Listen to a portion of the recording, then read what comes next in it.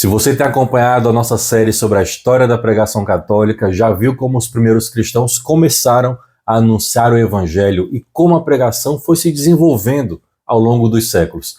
E hoje nós chegamos a um momento muito especial, o período greco-sírio, ali entre os anos 300 e 450 depois de Cristo. A igreja já está reconhecida, os sermões já se tornaram mais frequentes e sofisticados, e a pregação então passa por diversas mudanças. Então fica comigo aqui nesse vídeo até o final para que nós possamos mergulhar ainda mais na história da pregação católica. Com a oficialização do cristianismo no Império Romano, a pregação se tornou parte central na vida cristã.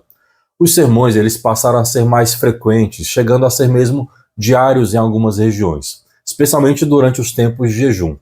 Mas algo interessante começou a acontecer. A cultura greco-romana ela começou a influenciar profundamente a maneira como os sermões, as pregações eram feitas. Muitos dos pregadores mais renomados, eles haviam sido formados nas escolas de retórica da época e usavam técnicas refinadas do discurso, tornando suas pregações verdadeiras obras de arte. E o resultado disso? Bom, os sermões eram altamente elaborados, cheios de técnica, estética, mas que muitas vezes se preocupavam mais com a forma do que com o conteúdo espiritual. E o público começou a encarar as pregações quase como espetáculos, tanto que após ouvir o pregador, muitos fiéis simplesmente iam embora antes mesmo de começar a celebração eucarística.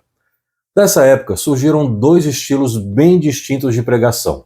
No Oriente, nós temos os sermões que eram mais imaginativos, poéticos, cheios de figuras de linguagem e em alguns casos até meio exagerados. Já no Ocidente, a abordagem era mais sóbria, prática, objetiva, mantendo um tom mais próximo da realidade cotidiana dos fiéis. Mesmo assim, a homilia, que consistia ali na explicação e aplicação das escrituras, continuava sendo um dos formatos mais comuns. Outra grande mudança foi que a pregação começou a ser um papel exclusivo dos bispos e dos presbíteros. Assim, os diáconos só podiam pregar se recebesse a autorização do bispo. Além disso, a postura durante a pregação também variava bastante. Isso é muito interessante. Os bispos pregavam sentados enquanto o povo permanecia de pé na África do Norte. Mas em regiões como a Itália e o Oriente, os fiéis tinham o costume de ouvir os sermões sentados. E o conteúdo das pregações também refletia os desafios da igreja daquele período. Ao lado da tradicional explicação das escrituras, também surgiam discussões sobre controvérsias doutrinárias.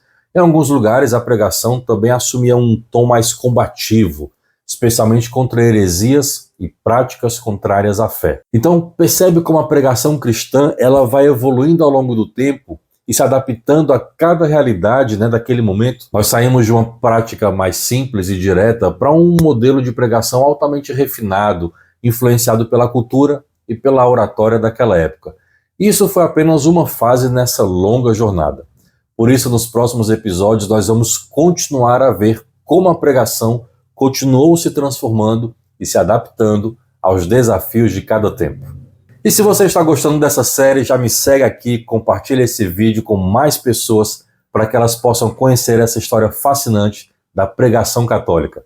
Nos vemos no próximo vídeo. Deus abençoe.